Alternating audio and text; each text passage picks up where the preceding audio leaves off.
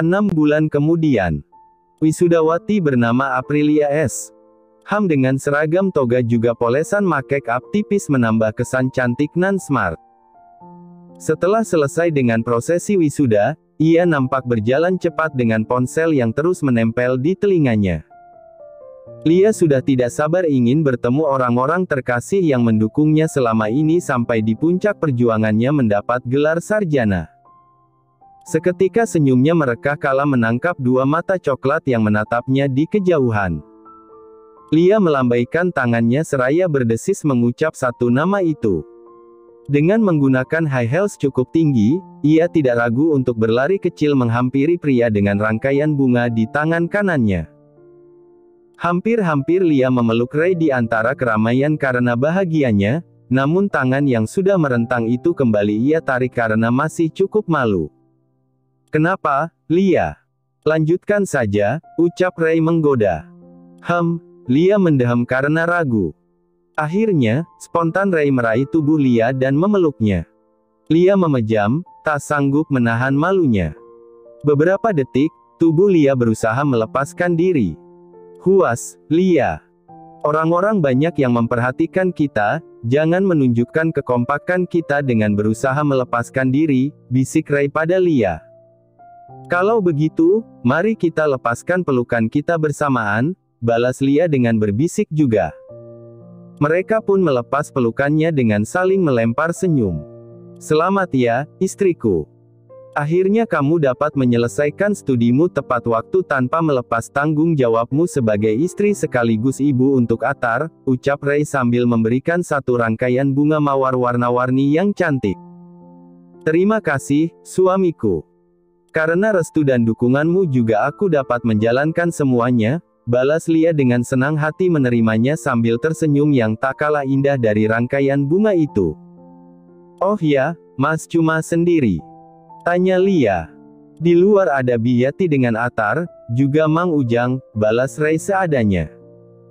Ray dan Lia segera berjalan menuju luar sambil berbincang sampai mereka menemukan Biyati dan Mang Ujang yang sedang asyik berselfie bersama Atar di sekitar lapangan kampus.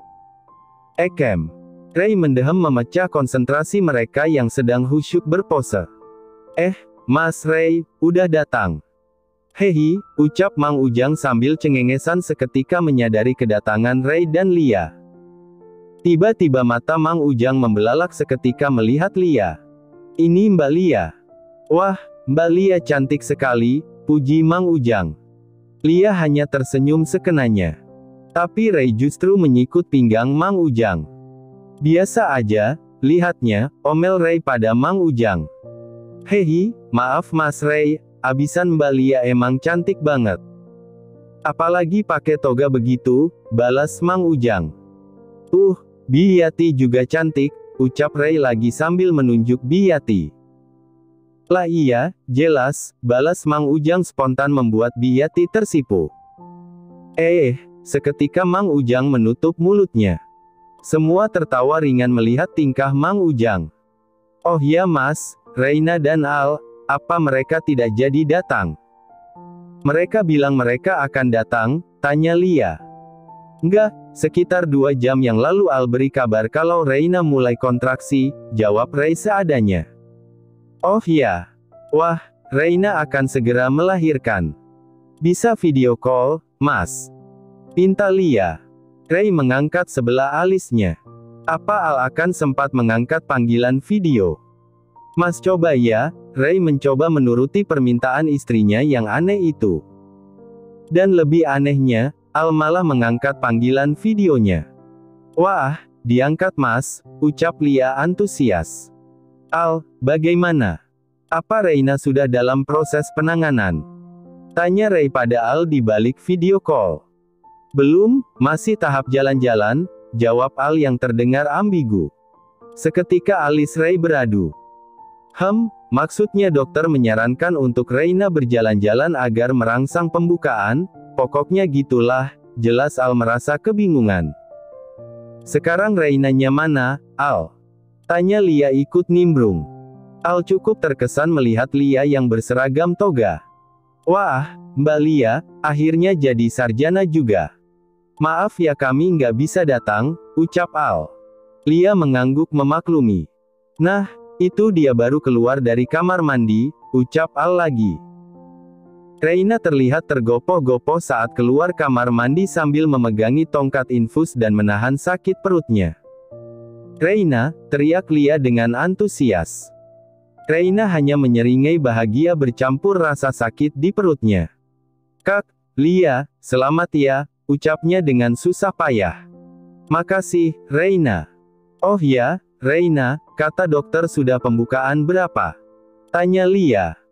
Terakhir dicek sih baru 6, Kak, kok rasanya lama sekali ya, balas Reina terbata-bata. Tidak apa-apa, Reina, hamil pertama memang begitu. Kamu bisa sambil belajar mengatur nafas, pakai metode tiup-tiup. Lia dengan semangat memperagakan bagaimana metode tiup-tiup yang dimaksudnya. Reina spontan mengikuti apa yang dicontohkan Lia. Tiba-tiba dokter yang menangani nampak datang dan meminta Reina untuk berbaring di atas ranjang. Al meletakkan ponselnya di atas meja dekat Reina dengan video call yang masih berlangsung. Reina nampaknya sudah mulai untuk ditangani. Reina menyadari video call yang masih berlangsung dan disaksikan oleh Lia dan Ray dari balik ponsel yang menjadi bagian dari kekuatannya. Lia dan Ray harap-harap cemas menyaksikannya, terlebih dengan Al. Al nampak meringis dengan terus menggenggam erat tangan Reina. Reina sangat percaya dengan kakak iparnya itu sehingga ia lebih memperhatikan apa yang dipandu Lia ketimbang dokter yang menanganinya. Lia terus saja membimbing Reina lewat gerak mulutnya. Sampai di ujung perjuangannya. HRRRGGGH. Reina mendorong kuat-kuat dibantu dengan suster lainnya. Suara tangis bayi mulai pecah sampai terdengar ke telinga Biyati dan Mang Ujang. Spontan Lia tertunduk lemas di antara yang lainnya yang berbahagia seraya berucap syukur. Lia kembali mendonggak dengan mata berkaca lalu memeluk Ray. Mas, rasanya tubuhku ikut melemas. Syukurlah Reina dapat melewati perjuangannya, ucap Lia. Semua calon ibu di dunia ini hebat, Lia. Sesakit apapun akan dia lalui demi bisa melihat malaikat kecilnya itu, balas Ray sambil mengelus kepala Lia lalu mematikan panggilannya. Apa kita akan langsung mengunjungi rumah sakit? Tanya Lia. Nggak usah terburu-buru. Kita pulang saja dulu. Kita akan menjenguknya saat mereka telah kembali ke rumahnya, jawab Ray dibalas dengan anggukan yang lainnya. Ya sudah, ayo kita pulang. Ajak Ray. Loh, memangnya kita nggak foto-foto dulu? Sayang loh kalau melewatkan momen berharga ini, sanggah Mang Ujang. Oh, iya, sampai lupa, balas Lia. Biar Mas panggilkan fotografernya ya, Ray memanggil salah seorang fotografer. Setelah itu, mereka langsung berpose bergantian dengan gaya yang beragam. Lusa, setelah mendengar kabar kepulangan Reina dengan bayinya, Ray dan Lia juga atar langsung bergegas menuju rumah Reina. Setelah sampai, mereka langsung disambut hangat oleh Hendro dan Al. Selamat ya, Ray, atas lulusnya istrimu meraih gelar sarjana, ucap Hendro sambil berjabat tangan. Lia sudah tidak sabar untuk melihat sepupunya itu. Perempuan, Masya Allah, cantik seperti ibunya, ucap Lia sambil memandangi wajah polos nan suci malaikat kecil itu. Aku justru berharap dia menjadi perempuan kuat sepertimu, Kak, balas Reina. Semua memiliki keistimewaannya sendiri. Termasuk, sudah menyiapkan nama untuknya. Tanya Lia. Reina dan Al saling menatap sejenak. Arumi Haira, ucap Reina. Arumi, Haira. Semoga menjadi perempuan berakhlak baik seperti namanya, sanggah Lia. Sementara Lia berbincang dengan Reina, Ray dan Al asyik bermain dan bercanda dengan Atar. Atar nampak senang belajar berjalan dengan dituntun oleh Al. Tiba-tiba terdengar ketukan pintu dari luar. Biar saya yang bukakan, ucap Mbok Darmi yang juga mendengarnya. Mbok Darmi berjalan menuju pintu dan membukanya. Cari siapa ya, Bu? Tanya Mbok Darmi pada wanita parubaya dengan gaya pakaian khasnya itu.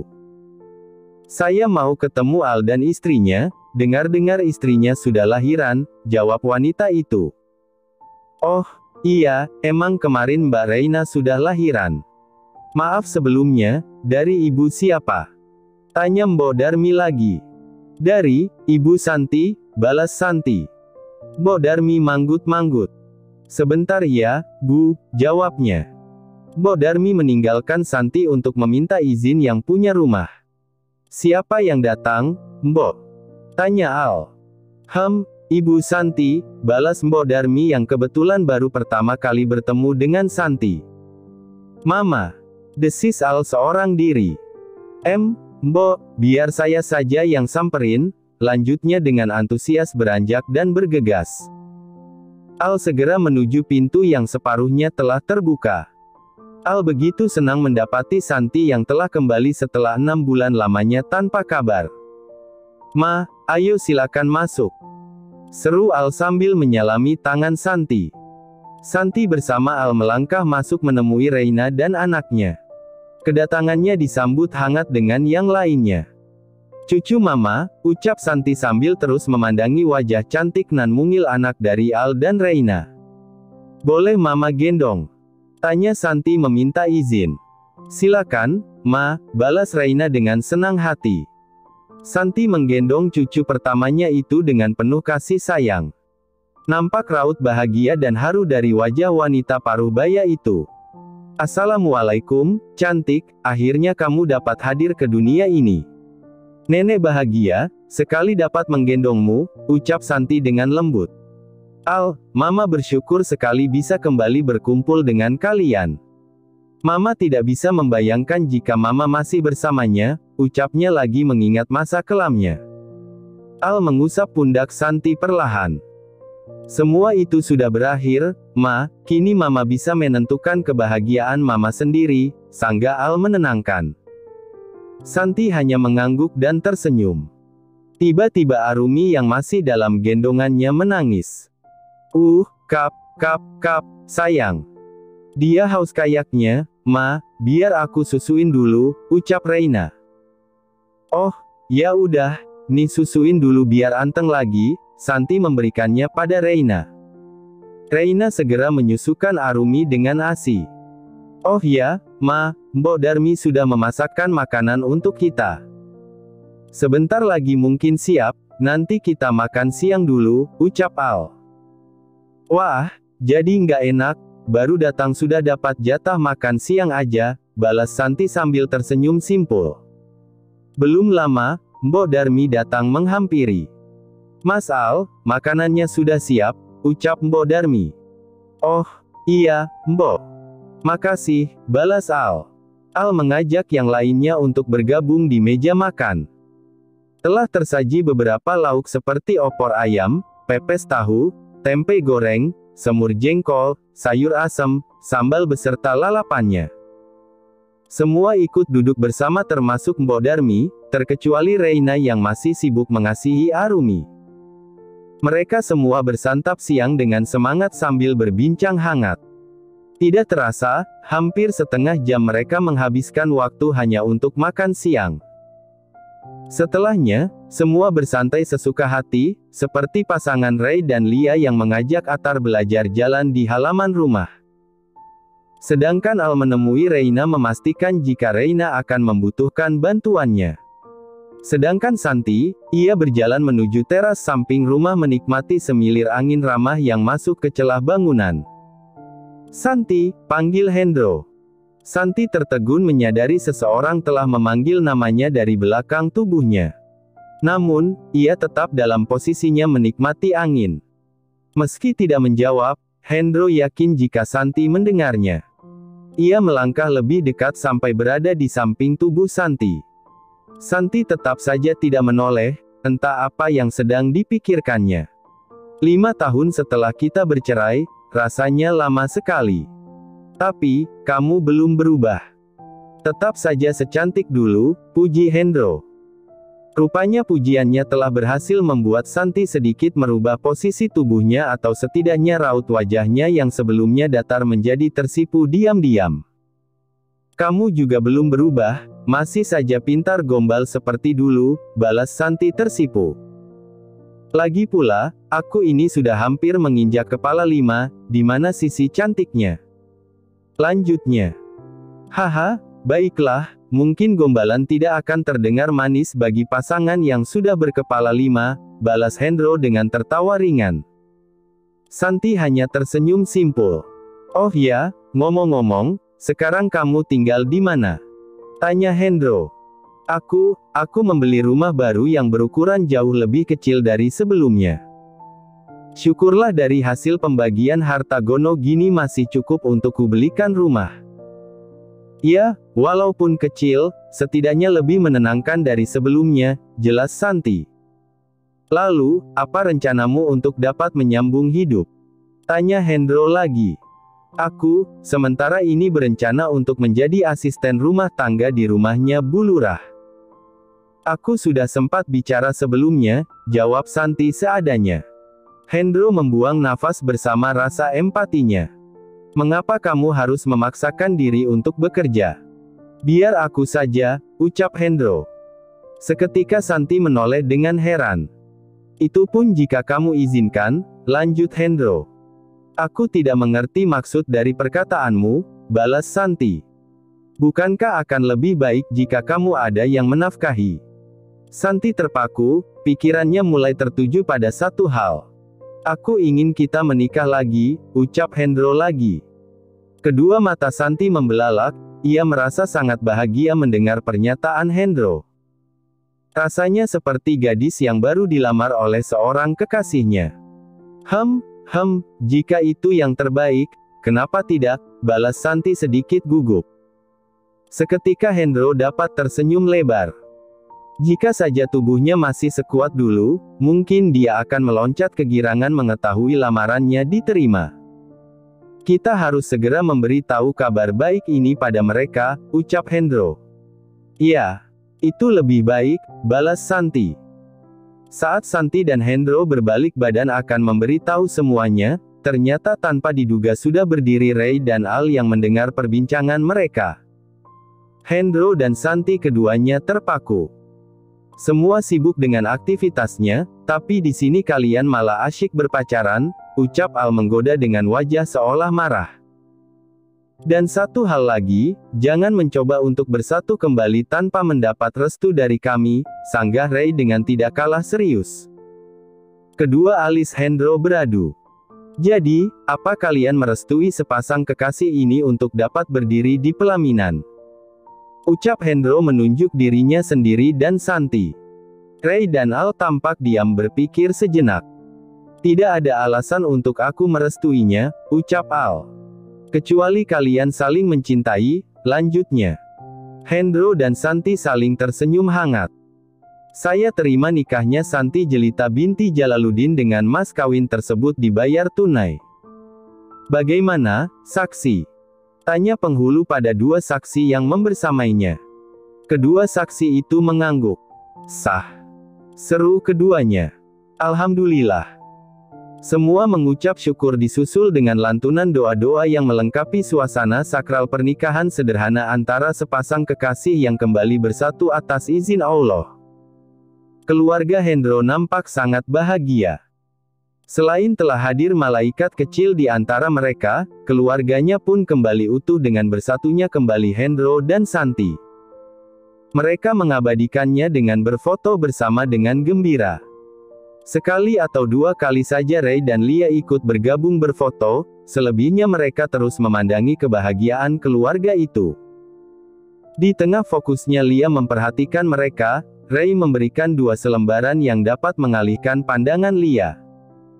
Lia mengambilnya dengan penuh tanya sambil membaca tulisan yang tertera di baliknya. Seketika ia membelalakkan matanya. Tiket pesawat Turki, ucap Lia seorang diri. Mas, ini beneran? Tanya Lia memastikan. Ray mengangguk mantap. Kamu lupa ya dengan perbincangan sebelum kita menikah? Tanya Ray. Lia terdiam mengingat-ingat. Kamu memenangkan kompetisi dan sebagai hadiahnya Mas berjanji akan memenuhi permintaanmu, yaitu berjalan-jalan ke luar negeri, jelas Ray. Waktu itu kamu meminta untuk pergi ke Jepang, tapi Mas pikir untuk pecinta sejarah Islam, Turki adalah tempat yang lebih tepat. Mas ingin mengajakmu ke tempat bukti cinta dari idolamu dalam penaklukan Konstantinopel, lanjut Ray.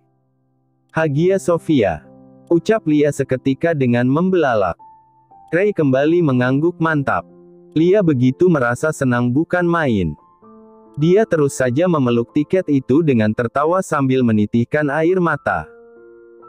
3 hari berikutnya, sebagaimana jadwal keberangkatan pesawat mereka, Ray dan Lia juga Atar begitu antusias menyiapkan perlengkapan mereka untuk selama 7 hari di Turki.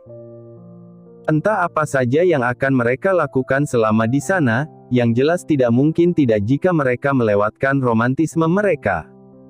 Biarkan para pembaca yang menebak. Sementara itu, di rumah Ray, Biyati menerima sebuah undangan pernikahan yang diantar oleh petugas pos. Biyati melihatnya sekilas. Tiara dan Jeffrey, ucapnya sambil membaca nama calon pengantin di balik undangan itu. Biar nanti Mas Ray dan Mbak Lia pulang, baru aku kasihkan, ucapnya lagi sebelum kemudian berlalu. The End. Terima kasih sudah menonton, guys. Jangan lupa klik like jika kalian menikmati cerita ini, subscribe untuk update konten seru lainnya, dan tinggalkan komentar di bawah tentang apa yang kalian pikirkan atau cerita apa yang ingin kalian dengar selanjutnya. Dukungan kalian sangat berarti. Sampai jumpa di video berikutnya.